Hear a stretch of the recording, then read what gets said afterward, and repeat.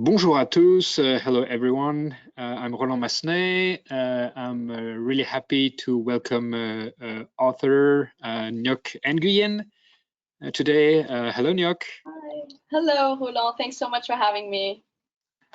So today we're going to talk about how to manage a multicultural generation. First, thank you very much for your loyalty in the masterclasses on sales excellence. Last week, you were 414 participants to hear Stéphanie Talleux talk about how managers should keep their singularity, their special way to manage and not always try to meet the criteria that you can find in business books. Really interesting talk that was in French last week.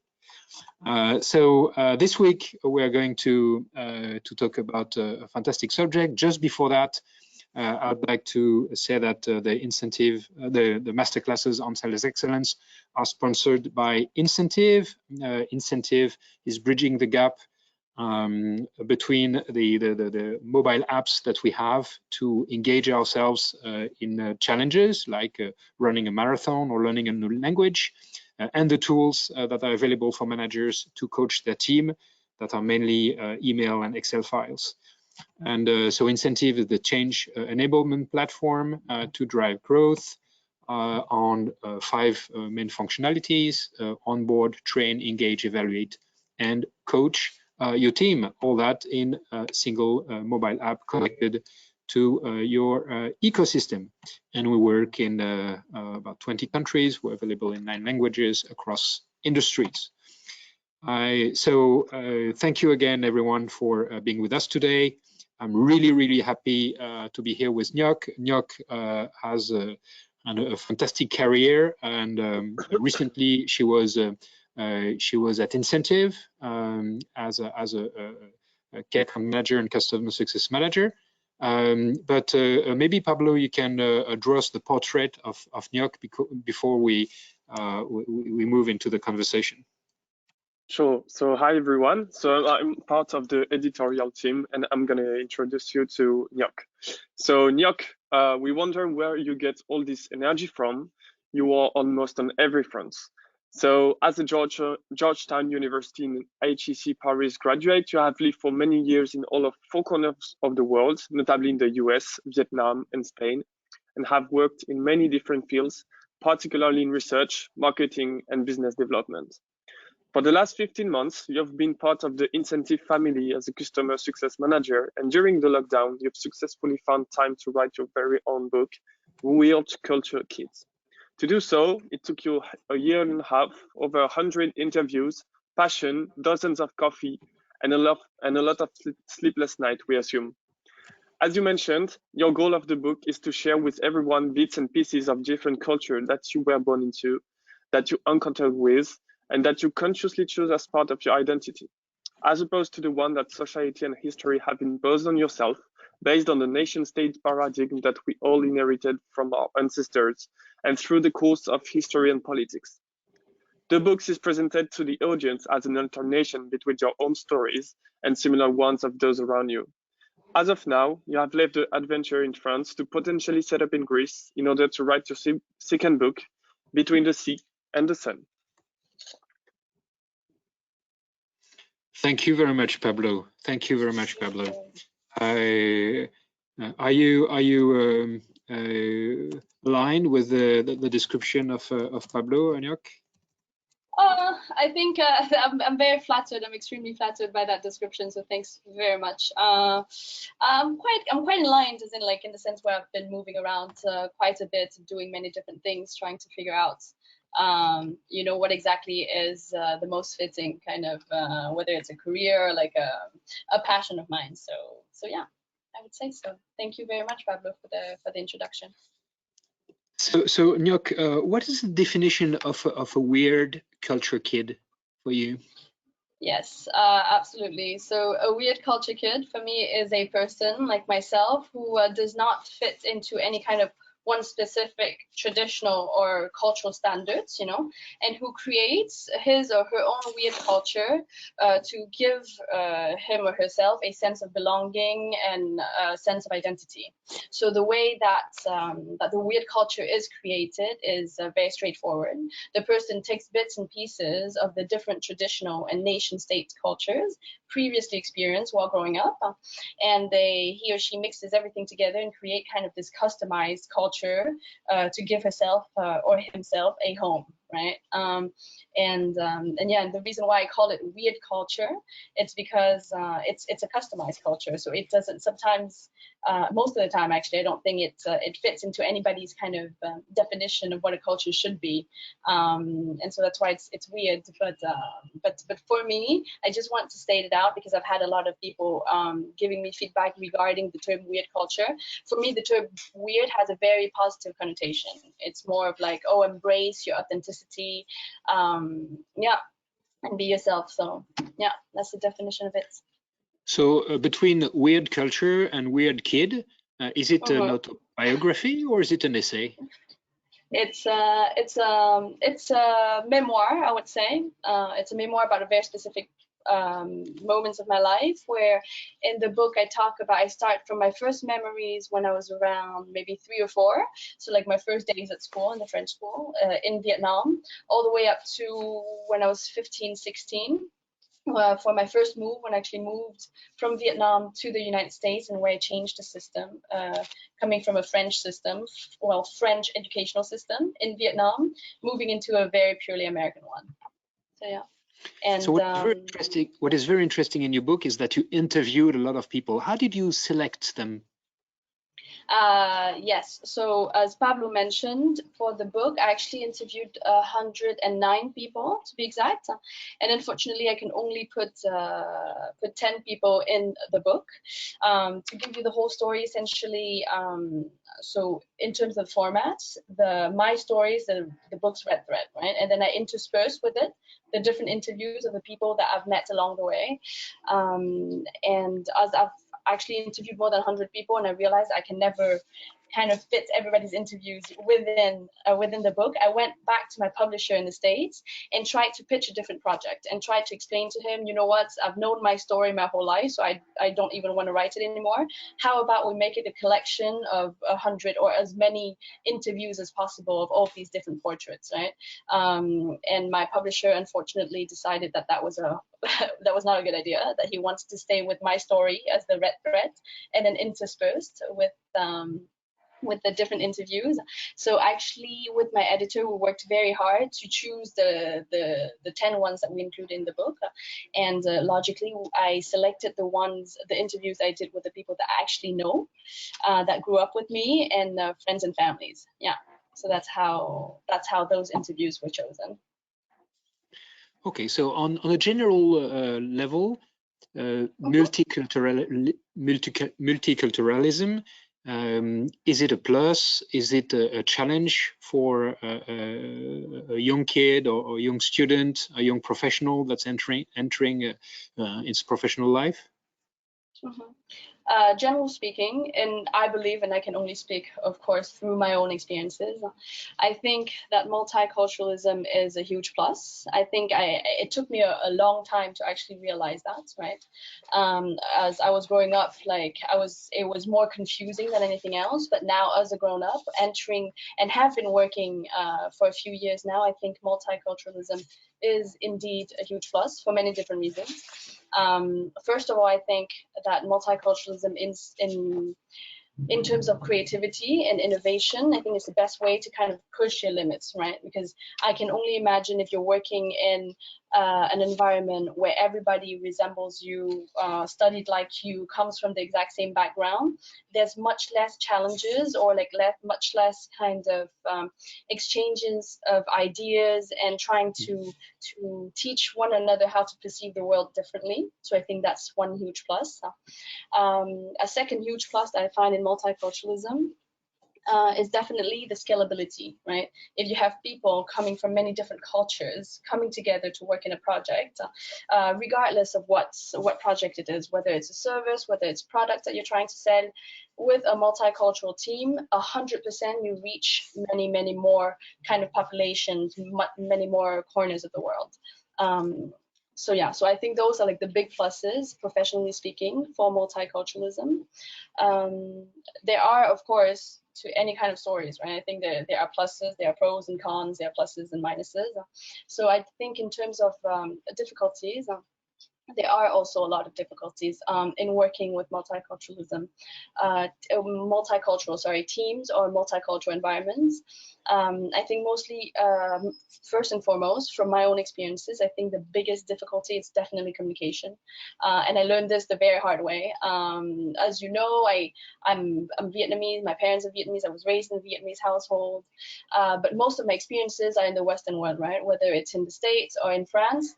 And I've noticed, say, like the communication style is extremely different. How, for instance, just to give you an example, like in Western societies, it's a lot of speech, right? It's a lot of the communication is very direct in terms of, oh, you have to take initiatives, you have to be talking, you have to share ideas, you have to challenge people's ideas, etc. However, in like more of like the I don't want to say Asian because it's very general, but in the Vietnamese society, for instance, you should never question, or as in like if you have questions or if you disagree, you shouldn't voice it in a meeting, for example. You should put it in writing, and then you send it to the person concerned, so that it's just between you and that person to talk about, so that you kind of like save face for him or her throughout a meeting. So those are things that I know that I used to struggle a lot with when, you know, like having the multicultural background that I have and working in Western companies, or something very specific to Incentive example that I find very interesting, and I share it with a lot of people.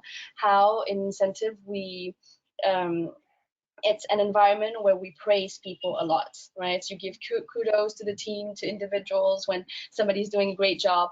I've learned to like it, you know, but again, in the Vietnamese society, you like one of the biggest value, right, is you have to be humble. So a lot of time I often joke that Vietnamese people don't know how to take a compliment, and so it can, you know, be awkward very, very fast. But yeah. So I think those communication-wise, it's the biggest difficulty in working in multicultural environment.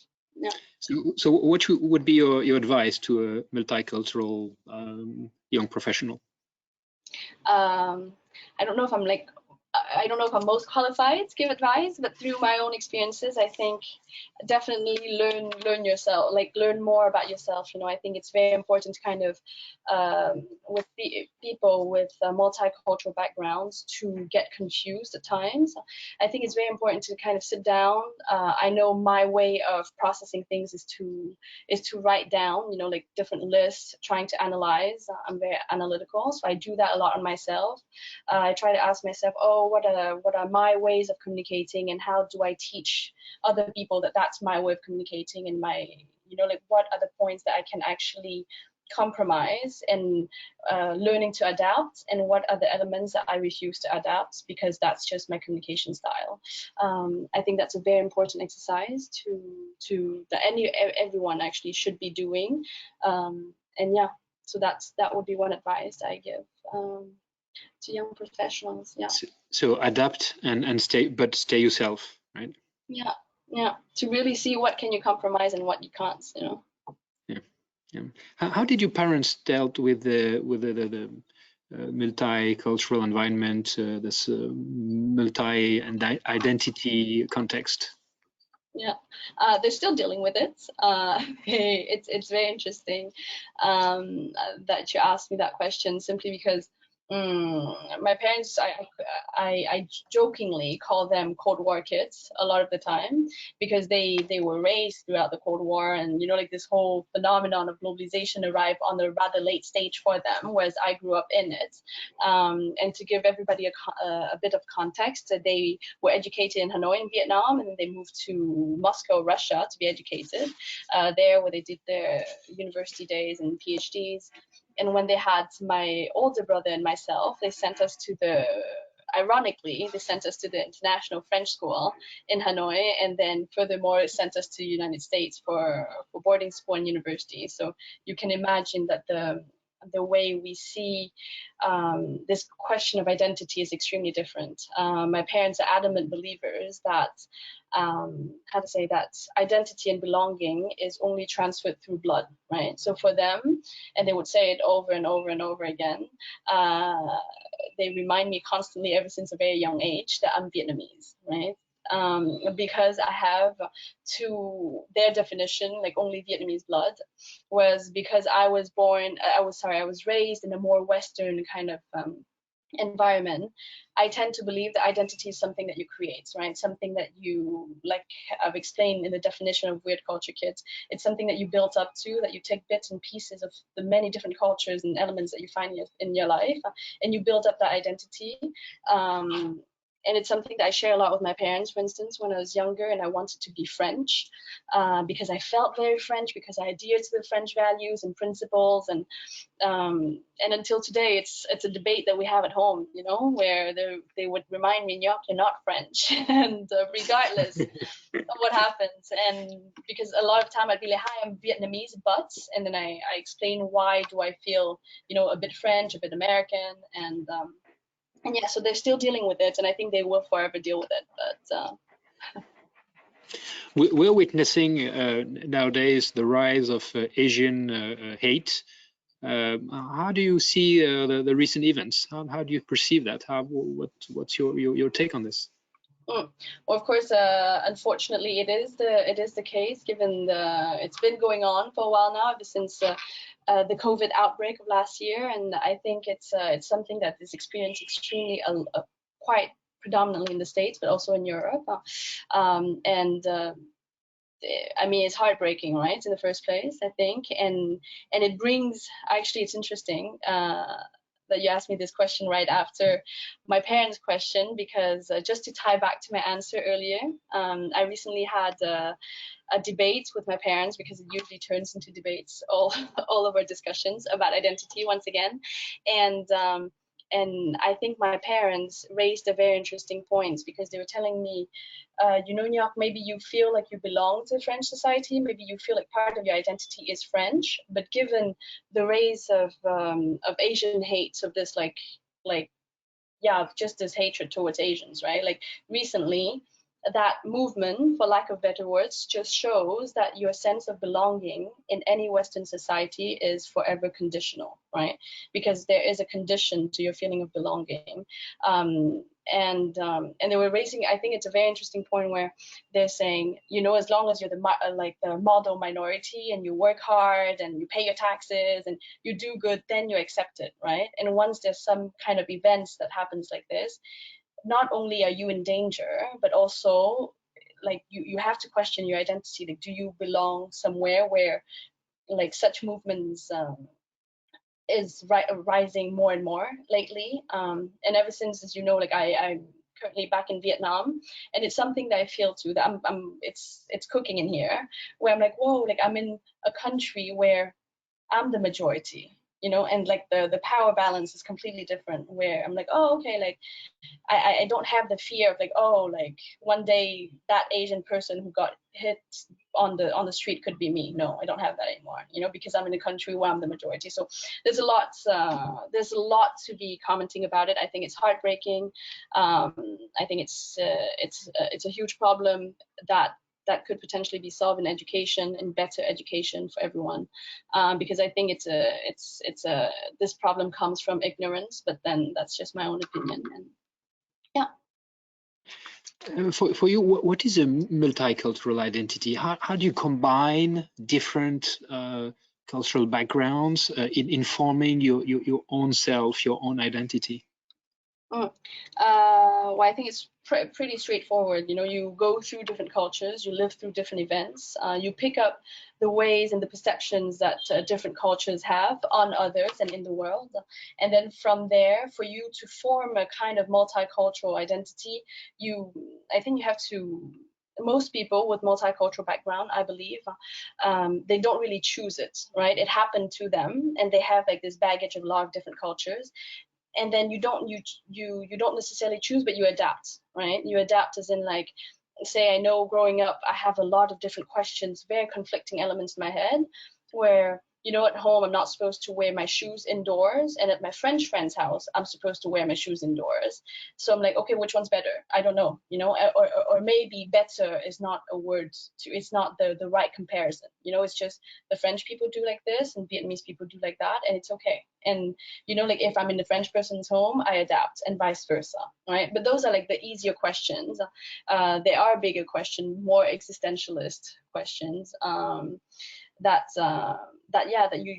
think the multicultural background allows you to not necessarily pass judgment on a different system that you might not adhere to, right?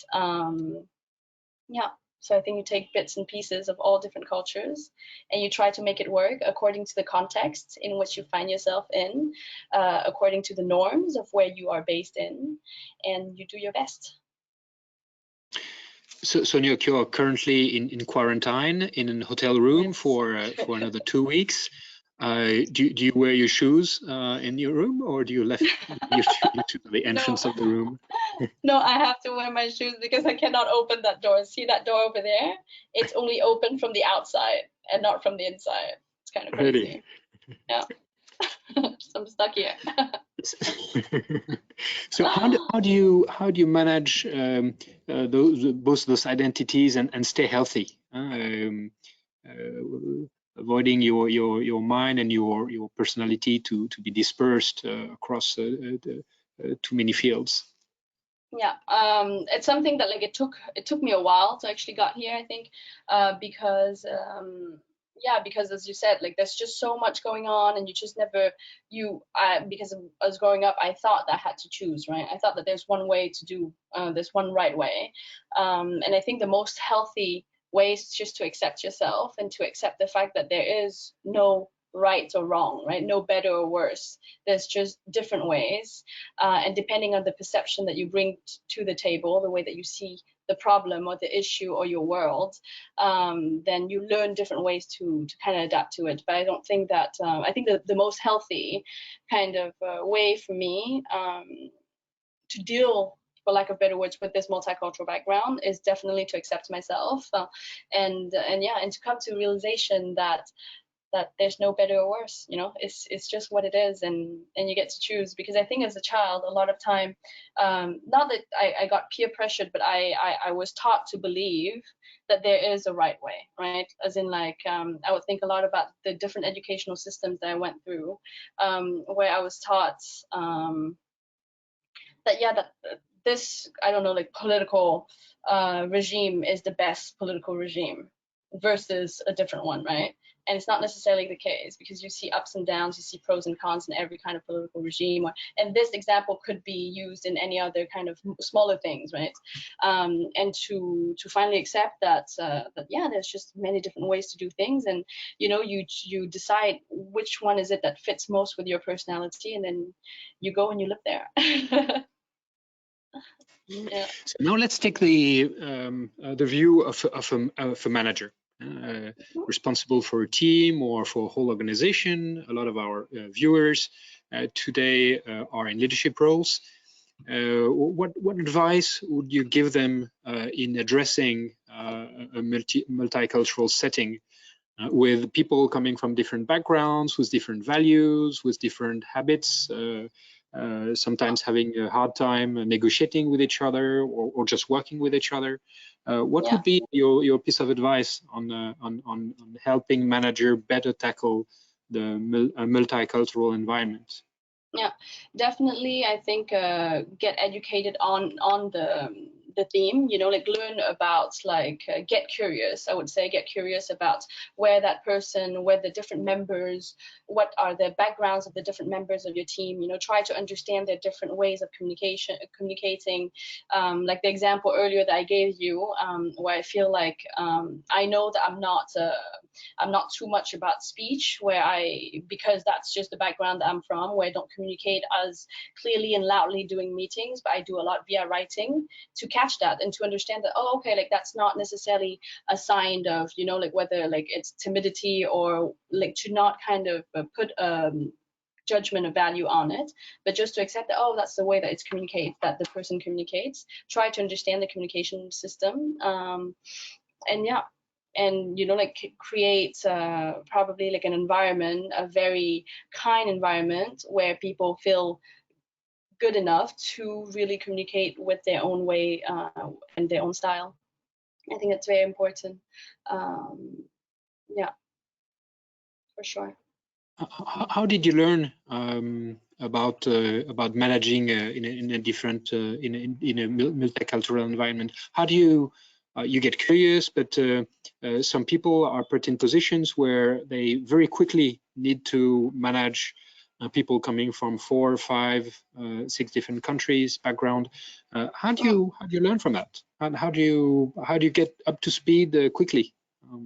Yeah, I guess it's a lot about, and I could be wrong, but I think like the best way is just to listen carefully, like, because as in like I think it all comes down, and I know I've been saying this a lot, I think it's all about communication. And sometimes when you listen, it's also when you see people not saying anything, it doesn't necessarily mean what you think it means, right? It doesn't necessarily mean that, oh, everything's okay. Usually like a lot of silences says a lot, or, you know, it could be like now it's less coherent because we're doing a lot of different activities via Zoom, but say like it could be like body language, it could be hesitancy. Those are the clues that I think managers should be able, in order to lead a multicultural team, should be able to pick up, you know. And of course you also have like tons of different resources out there where different, I don't know, I'm thinking of like the different Harvard Business Reviews kind of studies where they show like, oh, like this part of the world communicates this way, or that part of the world. I think the manager can also potentially take the leads, you know, and while recruiting members of internationally, to learn up about these different backgrounds and see whether that's their way of communicating. Yeah, I think those You said earlier that people would need to address communication patterns. So maybe first acknowledge the fact that there are differences and there will be misunderstandings, and that's normal in an international setting. And the very fact that you acknowledge the difference opens the eyes and the ears of everyone, and maybe have everyone explain their difficulties in communicating, in hearing, in understanding communication patterns as a first step to open the eyes of everyone. yeah, 100%. How do you make sense of your multicultural differences? It's a path. You said earlier. It's a journey. How do you combine, and how do you make sense of all of this, of your different influences? How do you build yourself? As we are social animals, and we want to be part of a group. Being a multicultural child, and then now a professional and a manager, how do you make sense of your different identities? Yeah, I think I've stopped trying to make sense of it, because I think a lot of time there's such conflicting elements that it's very, very hard for you to make sense of your identity. Not to mention that your identity fluctuates as you go and as you encounter new people and new cultures. So I think you just learn to live with it, and you just you adjust accordingly, right? You learn the norms and the customs of the person that you're speaking with, and you learn to communicate, and the person also, I believe that the person that you're communicating with has also the duty to teach you how to communicate with him or her, right? So I think this, yeah, it's very hard to say that I made sense of it all, because I haven't. You know, I still don't know whether Buddha is more loving or Jesus. I don't know because these are like different things I was taught. So yeah, I think you adjust and you live accordingly. So what you're saying is that identity is a living organism, and that the first thing is accepting that your identity is not frozen in time or in location somewhere, that your identity is building with your experiences. Is that it? Of course, it's constantly evolving for sure. Like if you asked me maybe like 6-7 years ago, where do you think where I thought I was from, I would tell you France without blinking of an eye, you know. And now I feel much more American because of the different influences and like the studies that I did there, etc. And that will for sure change, you know, if I were to stay in Vietnam for another couple of years, and that's it, you know. So it's forever evolving, and I think it's also very tied to the context and tied to your phase in life, you know, or at least that's what I like to think. I think a lot about my French identity as like the very rebellious one when I'm a teenager, you know, and I wanted to defy all the rules. And as a young professional, I see myself more as American, but I try to be very serious. And so yeah, constantly evolving. In your experience, you had tough times, and do you have an advice for people going through, difficulties managing or managing their own identities, driven from your own experience, to give to the audience? Yes, I think I think a lot about my move to the States. So when I was 15 and I did 2 years of high school there, and I still think of those moments, those 2 years as like the hardest moments of my life in terms of identity, because I went through a very existentialist crisis. And at that age, you think that was the biggest problem in the world, right? So I would say, keep going, you know, keep going, and I hope and I know at least that it will be worth it, you know, because I think of those 2 years in the States, I think those are the 2 most horrible years of my life. And yet, if I have to redo it again, I'll redo it again, you know, because of all the extra pluses, the different kind of thoughts that I had, the different kind of crises because I believe that all crisis serves a purpose, right? So I think really it's thanks to those 2 years that I've managed to get a lot of different thoughts and ideas to finally write this book, Weird Culture Kids. So for sure, keep going, and one day I think you'll realize what was behind all the pain, what's the purpose of the crisis. Thank you very, very much, Ngoc, for this passionate discussion. So we selected a few bonus ideas. First, you have to buy Weird Culture Kids. It's really a fantastic book to read. It's really easy to read, and a lot of interesting ideas around management in a team. Even if you have people from the same country speaking the same language, you do have different cultures. And I loved your view on culture as an evolving, as a living organism that you built over time with experience. So to go further, there's a great TEDx talk, The Modern Maze of Cultural Identity by Mashal Hirazi. Then there is an article about multicultural identity by Veronica Bennett on the SICNET, American Psychological Association, and a book, Third Culture Kid, by David Pollock and Ruth Van Rieken. You have all the references on the presentation. Can I just make a small point? I'm sorry. Sure, of course. No, I just wanted to talk about the book Third Culture Kids. It's a great book. That's all I want to say. The last book that you mentioned, the Third Culture Kids. This one. Yes. Okay. Yeah. Sorry, that's all I want to say. Yeah. Next week, the masterclass will be again in French. We will have the honor of welcoming Michel Barabel, who is director of the Executive Master of Human Resources at Sciences Po Paris. And we are open for questions if you have some questions for Ngoc. Now we have about, do you still have a few minutes to spare with us, Ngoc? Yes, of course. Great. Absolutely. So yeah, we actually had one question from Anthony, who's asking, as you lived in the US and France, have you spotted any difference in the way people think about multiculturalism?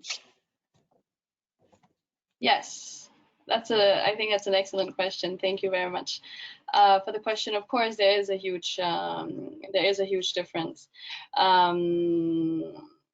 How to put this? The first one is actually in the States. In the States, you can actually talk about multiculturalism, right? Because there is a sense where you can have a hybrid identity where you combine different elements of your identity of different cultures, combine it together and make an identity, right? Whereas in France, and I believe that it is the only country in the world that uses this model, where it's more assimilation. In which you have a list of criteria to become French, for example, and as long as you adhere to these different criteria and you don't really deviate from it, then you become French. But it's a very binary view in terms of identity, I believe, in France. It's either you're French or you're not French. Whereas in America, it's for sure you can have a hybrid identity. You know, you can be like Vietnamese, American, Chinese, Korean, what have you. You know, you have a lot of hyphenated identity in the States, and I don't believe that it's the case in France. Yeah, I don't know if that answers Anthony's question. I guess so. It was really comprehensive. And adding to that, do you think that there is, like, how could we explain the fact that there is where is there more racism? I mean, because in France you have the binary process, as you said, but is it more racist than in the US? Because we know that the US are, like, you know, with it's pretty difficult. Yeah, I think it's there's no way to measure that, right? Like, in which country is it more racist than the other? I think in the States it's more dangerous because you have the Second Amendment where people are given the rights to bear arms, so you have more gun violence. So that's for sure more violent if there were to be like a hate crime, right?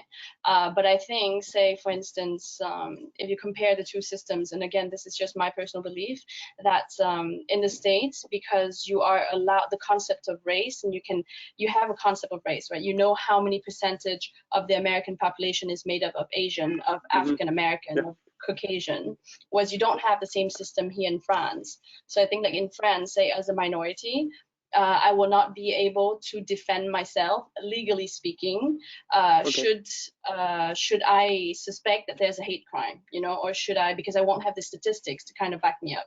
Whereas in America, you have all the statistics, right? You know that, I don't know, like around 6% is Asian American, and they can have like that kind of debate saying that, oh, okay, so like we want 6% in the government to represent us, or what have you, you know, you have numbers to back up your argument, whereas you don't have the same tools and instruments in France to do so. Yeah. Okay, thank you very much. We do have another question. Do you have a role model? I do. I do have 2 role models I do follow a lot. They're both Americans, of course, and they're both talk show hosts. So they're clearly Ellen DeGeneres and Oprah Winfrey.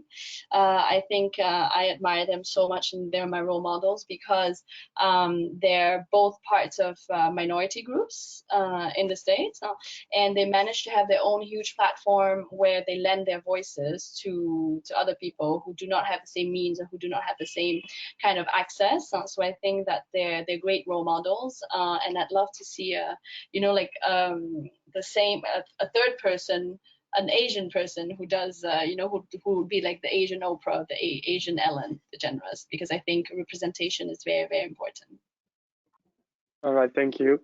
And the last question, like as I said in your introduction, you may leave France to go in Greece. So could you tell us more about this new project? Are you on a new project actually? Yes, I'm between projects, but essentially now I'm back to Vietnam for a while because I'm getting my book Weird Culture Kids translated into Vietnamese so that my parents can finally read it. Nice. Which is a big plus. And I'm currently working with my publisher in the States to try to publish a second book, and it would be about weird culture parents, about the parents who gave this multicultural lives for their kids. So yeah, so those are my upcoming projects. So we will invite you so much, Ngoc. We will invite you again when you publish Weird Culture Parents. I would be very much interested Yes. having a child studying in Canada, another child studying in England, and the other one that's going to Spain next year. I'm really interested in your book. Well, hold on, maybe I have to interview you then for my next book on the subject. With pleasure. Wonderful. Thank you very much, Ngoc, for sparing your time and be with us today. Yes, it was a great discussion. Good luck on your hotel room for the next couple of weeks. Yes, thank you. Everyone, run and buy Weird Culture Kids. It's a fantastic read. And see you next week to meet Michel Barabel, Director of the Executive Master on Human Resources in Sciences Po Paris. I wish you a very happy Thursday to all, and see you next week. Bye-bye. Yeah. Thank you. Bye-bye. Thank you, Ngoc. Bye. Bye-bye. Thank you. Bye.